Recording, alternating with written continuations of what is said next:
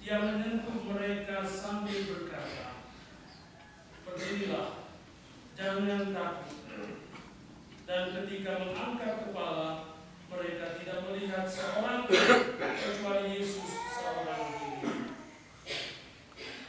Pada waktu mereka turun dari gunung, Yesus berpesan kepada mereka, "Jangan kamu ceritakan penglihatan itu kepada seorang pun, sebelum Anak Manusia dibangkitkan dari antara orang-orang mati." Demikianlah sabda Tuhan.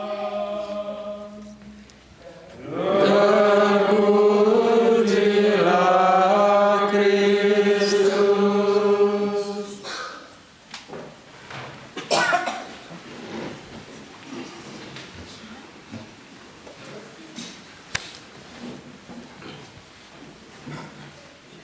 Saudara-saudari, ibu-ibu, bapak-bapak, anak-anak sekalian yang terkasih dalam Tuhan kita Yesus Kristus. Bagaimana Yesus menampakkan kemuliaan? Bagaimana Yesus menampakkan kemuliaan? Ternyata ada ceritanya. Suatu hari dia mengajak Petrus, Yakobus, dan Yohanes naik ke sebuah gunung yang tinggi. Jadi pada suatu hari Yesus mengajak Petrus, Yakobus, dan Yohanes naik ke sebuah gunung yang tinggi. Kita tahu ya, bagaimana harus naik ke gunung, dan kitab suci menulis ke sebuah gunung yang tinggi. Ke sebuah gunung yang tinggi. Orang yang biasa naik gunung itu tahu harus membawa apa. Kalau membawa, jangan terlalu banyak bawaannya, apalagi yang berbadan besar. Ya, cukup air ya, dan sedikit camilan. Bawa badannya sudah susah, apalagi bawa beban yang lain. Ya, lalu juga perlu ketelitian. Ya, harus menginjak pada tumpuan yang mana. Kalau naik gunung, bisa-bisa kamu jatuh ke jurang yang dalam, hilang terus. Kalau ada angin harus bagaimana? Kalau ada hujan harus bagaimana? Nah, Yesus mengajak Petrus, Yakobus, dan Yohanes naik ke sebuah gunung. Di sana dia mau menampakkan kemuliaannya. Kenapa Tuhan Yesus ini kok bikin susah? Gitu, bikin susah aja. Kenapa nggak ajak Petrus, Yakobus, dan Yohanes pada waktu orang tidak ada? Ayo kita pergi ke misalnya, ya, misalnya ke pinggir pantai, ya, di pasir putih, nggak ada orang sama sekali. Di situ dia itu tunjukkan kemuliaannya. Kenapa mesti naik ke gunung yang tinggi? Bikin susah. Atau pergilah kemana, ke sebuah tempat ya yang sepi, yang sunyi, nggak ada orang. Di situ dia menampakkan kemuliaan. Tapi kalau dia susah, ya, bikin susah, murid-muridnya harus naik ke sebuah gunung yang tinggi, dan di sana, ya, baru dia menampakkan kemuliaannya. Dan di sana baru dia menampakkan kemuliaan. Jadi saudara-saudari yang terkasih, dari sini kita lihat Yesus mengajarkan bahwa untuk dapat sesuatu yang istimewa, ya, untuk dapat sesuatu yang luhur, untuk dapat sesuatu yang mulia itu harus susah lebih dulu, baru senangnya kemudian, ya, bahagianya kemudian. Ya. Kalau sudah langsung bahagia itu murah, gitu. Jadi susah. Pendidikan itu sangat lama, ya. pahit, tapi nanti buahnya manis. Biasanya orang sangat menghargai sesuatu yang istimewa yang dia dapatkan dengan usaha yang keras, ya. Dengan kerja keras, ya, dengan keringat dan air mata. Kalau istrimu kamu dapatkan dengan keringat dan air mata, waduh, kalau dia lari, dia hilang, itu bisa bunuh diri suaminya. Tapi kalau dia dapat gampang-gampang aja, pergi, lebih baik kau pergi daripada di sini saya bisa keresuk nantinya. Jadi Yesus mengajarkan murid-muridnya untuk mendapat sesuatu yang istimewa, ya, harus susah dulu. Kenapa? Ya, bikin susah aja. Pada pesta Yesus menampakkan kemuliaannya, susah-susah dari jauh, bangun pagi-pagi, mesti misalnya didubul. Dan padahal gereja itu dekat 1 kilo, 2 kilo dari rumah barangkali ya. Kenapa? Oh Romo, sensasinya berbeda Romo. Ya, sensasinya berbeda. Rasa bahagia itu berbeda. Karena yang satu ini ya setiap minggu saya datang ke sini. Nah, murid-murid juga mengalami demikian. Oh Tuhan, betapa bahagianya kami berada di sini. Ya, waktu di atas puncak gunung, waktu sampai di puncak gunung, betapa bahagianya kami berada di sini. Sesudah pendakian yang panjang, sesudah bersusah-susah, ya, yang tinggal itu hanya ada sukacita. Sudah sampai di sini, ya, lihat matahari cerah, ya, pemandangan bagus, hilanglah rasa mengantuk sepanjang jalan, ya, hilang, tidak ingat lagi. Tak apa-apa, besok kan saya masih bisa bangun jam 8 pagi, tidak apa-apa. Lupa semua, ya, lupa semua. Petrus, Yakobus dan Yohanes ketika melihat Yesus dalam kemuliaannya, ya, lupa sudah mereka naik gunung yang tinggi. Orang datang ke sini baru bilang, aduh Romo, ya, rumah retretnya Karmeli Bedugul itu bagus, luar biasa, indah, senang kami berada di sana. Belum tahu ini dibangun kurang lebih sudah 17 tahun atau 18 tahun yang lalu, dengan tangis dan air mata. Susahnya luar biasa. Sekarang orang baru tahu, oh indah, oh enak, indah, ya. Kerja setengah mati, ya. Cari uang sana sini baru 17 tahun baru bisa nikmati yang begini. Nah, Petrus, Yakobus dan Yohanes waktu sampai di atas puncak gunung mereka, kemudian Yesus menampakkan kemuliaannya, lalu, ya, Petrus merasa dan teman-temannya itu merasa sangat bahagia dan berkata, Tuhan, betapa bahagianya kami berada di tempat ini. Tuhan, betapa bahagianya kami berada di tempat ini. Kalau kamu mau, baiklah, saya mendirikan 3 kemah. 1 untukmu, 1 untuk Musa, dan 1 lagi untuk siapa? Amin. Amin, tidak dengar. 1 lagi untuk Elia. Jadi karena bahagianya, lalu Yesus bilang, enggak, harus turun gunung. Harus turun gunung. Nah ini saudara-saudariku yang terkasih, artinya apa? Kalau kita melihat Tuhan, ya, kalau mengalami sukacita dengan Tuhan, itu hanya sekejap, ya, hanya sekejap. Tidak ada orang yang mengalami melihat Tuhan Yesus sepanjang malam, ya, kecuali nonton film Korea itu baru bisa sepanjang malam, ya. Kalau dia bilang dia ketemu Tuhan Yesus sepanjang malam, itu berita palsu. Mungkin ketemu setan sepanjang malam, ya. Kenapa? Sekejap aja. Petrus baru mau bilang, mau mendirikan 3 kemah. Terus bilang, enggak, turun gunung. Nah, pada waktu itu terdengar, ya, suara dari langit yang berkata, inilah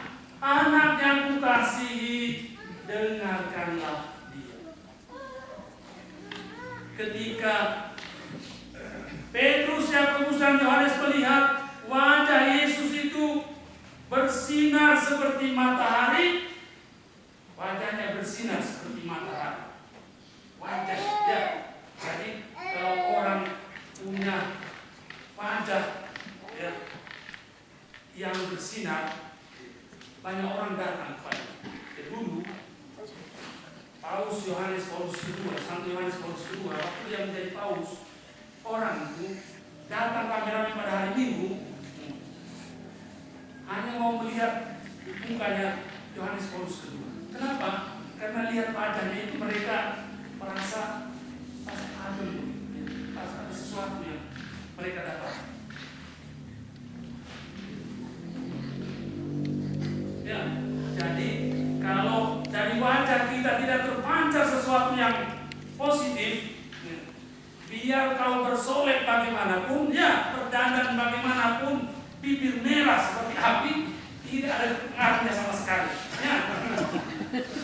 Tapi kalau wajahnya menarik, ya biar hitam kayak tempurung, tapi hitam manis. Jadi menarik. Ya. Demikian juga pakaiannya bersinar putih, bersinar terang. Itu kenapa? Karena ada sesuatu, bukan pakaiannya.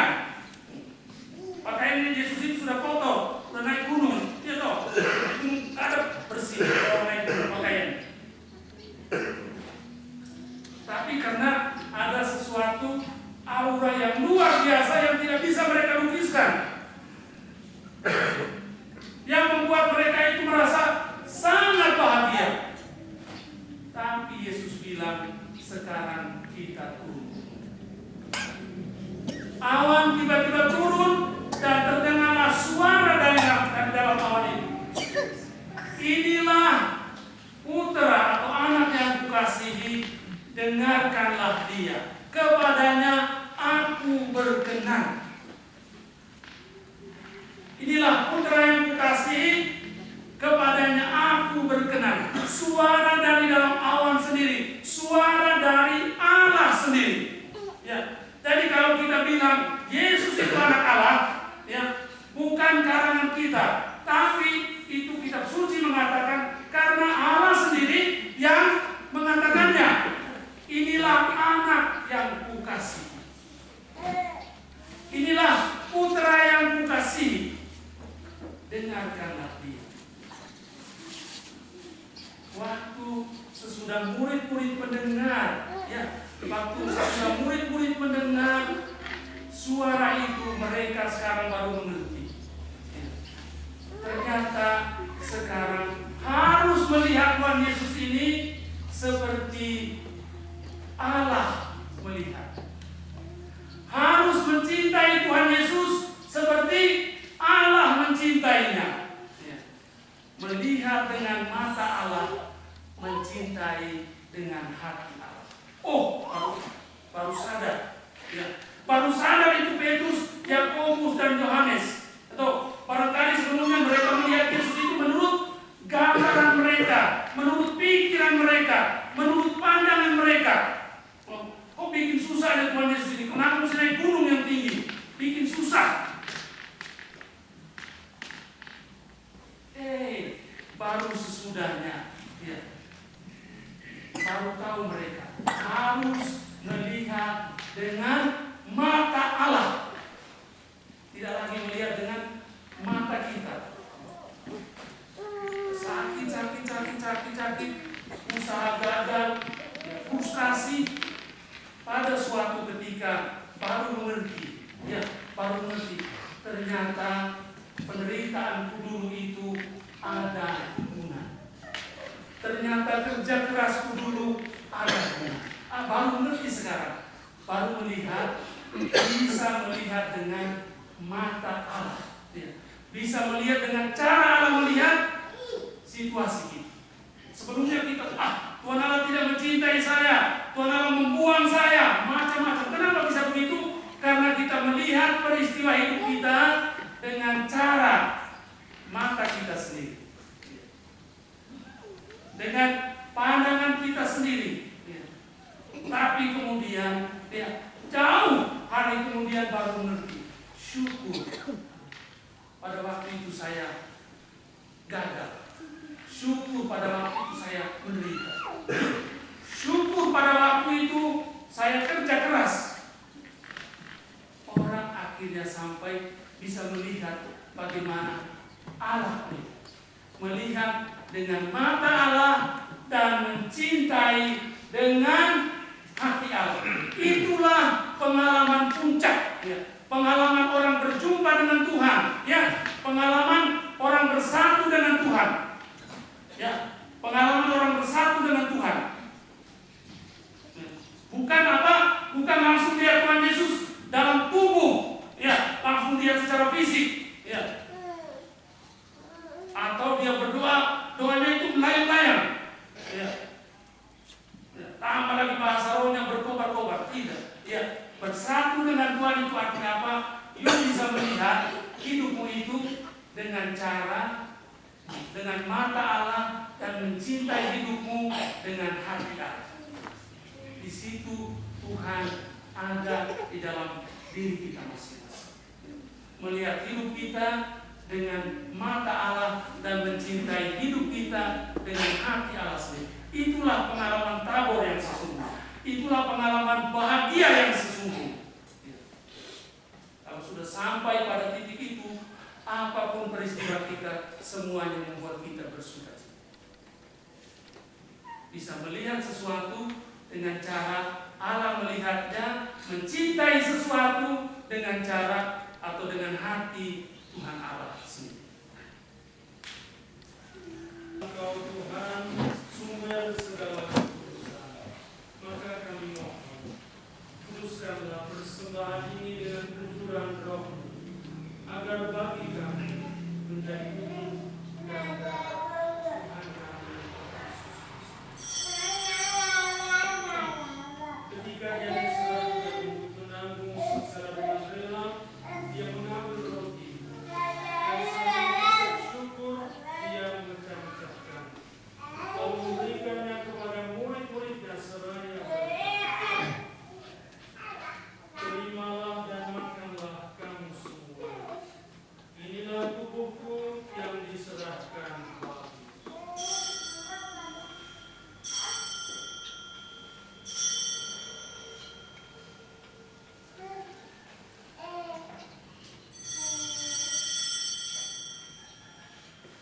Demikian pula sesudah perjamuan dia mengambil piala. Sekali lagi dia mengucap syukur kepadamu, memberikannya kepada murid-muridnya seraya berkata, terimalah dan minumlah kamu semua. Inilah piala darahku, darah perjanjian baru dan kekal, ditumpahkan bagimu dan bagi semua orang demi pengampunan dosa. Lakukanlah ini sebagai kenangan akan kami.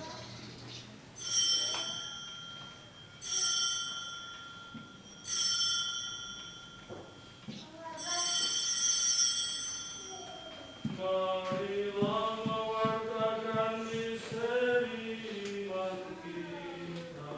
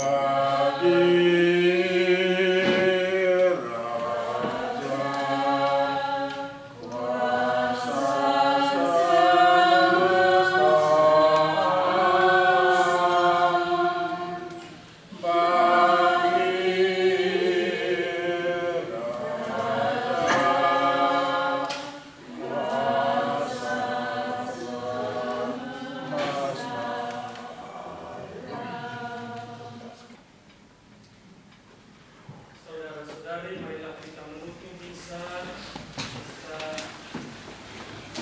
menampakkan Yesus dengan mohon berkat Tuhan.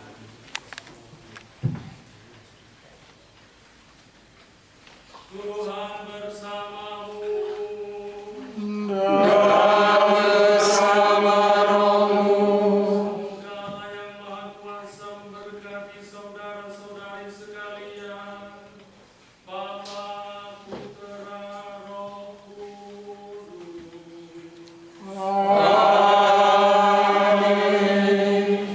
Saudara-saudari, pergilah, misa sudah selesai. Syukur pada Allah.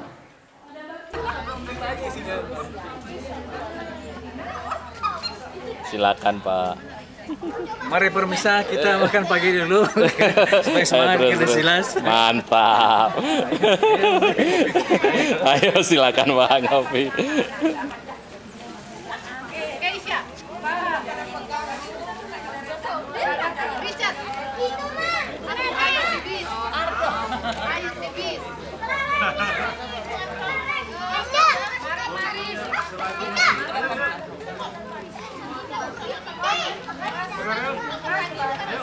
Silakan.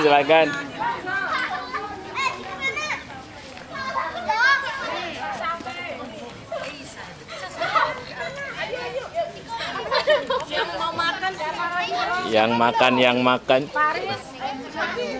Paris belum makan tuh.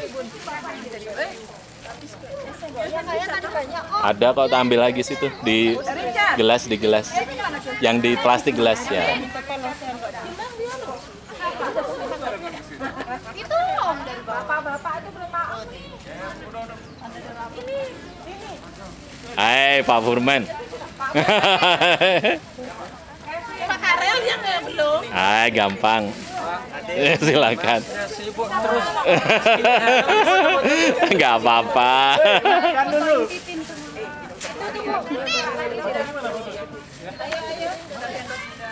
Oh ini sendoknya. Ya jangan nih, ibu-ibunya, Mbak Emi, Mbak Jami, isi dulu biar ya. Mbak Jami, makasih. Saya kasih 3 saya punya. Dua, tadi kan sudah ambil. Siapa yang Ini anak-anak? sendok Sesa. Mbak pedes. Keisha. Siapa yang anak-anak? Saya nih, nggak pedes. Paris Kesia tuh. Siapa? Makan dulu, Bos. Ada nasi, ada Pak Karel, ayo. Ya, ya, siap. Dulu, udah belum?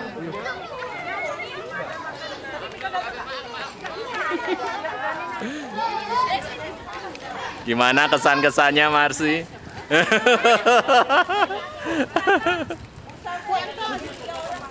Siapa? Pak Anton datang ya? Di mobil. Tahan kakinya. Pak Anton nggak? Di mobil. Kakinya sana.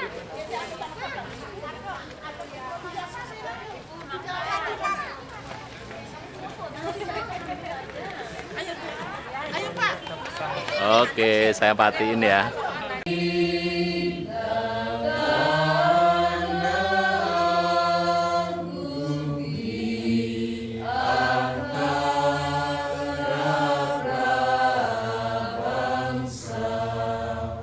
Mari kita tandai diri kita masing-masing dengan tanda dalam sarana keselamatan dari Allah.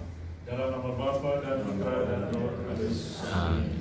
Perawan yang teramat suci yang mulia, di hadapanmu kami umat lingkungan KBG Hidup yang telah menyampaikan kepadamu melalui Yesus Kristus Tuhan. Sekarang bersama Engkau telah menurunkan seluruh istri anugerah keselamatan Allah yang telah dinyatakan oleh Saudaramu, yang menjadi perantara penyelamatan bagi kami dengan mengorbankan dirinya telah bangkit bagi kami. Dengan berbelas kasih, doakanlah kami semua supaya kami senantiasa